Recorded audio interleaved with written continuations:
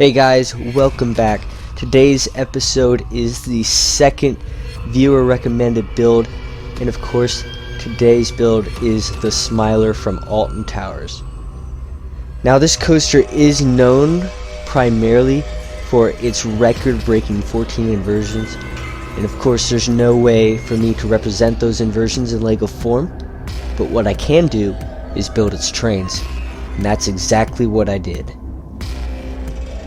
This coaster was really fun to build. It took me just under a week to create, and I think I've captured every bit of detail that the real-life model gives and has to share really well into the brick-built version.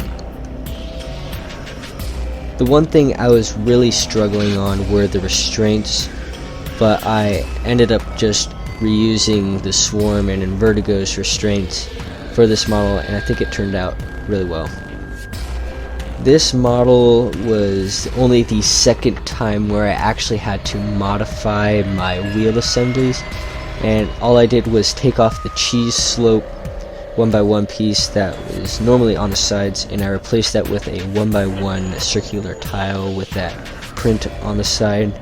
And that print on the side, I had that in mind when I actually first saw the picture of the Smiler, and I think that represents a bolt really well. Just another detail that adds more life to the model. Now of course it's really hard to get a scale of how big these models are when they're all digital. There's nothing like a hand that I can compare them to that gives you a good sense of scale, so that's why in this render I actually included a minifigure so you can get a sense of how big this model would be in real life. And as it turns out, they are pretty large.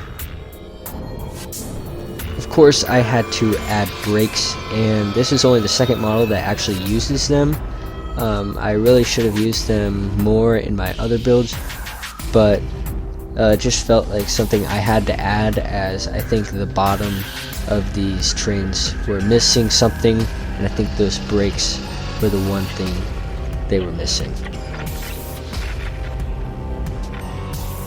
If you guys really want to see a build or roller coaster that you want me to build, feel free to leave a comment down below. I do take every comment seriously, and I actually have a list of all the models I do end up want to build.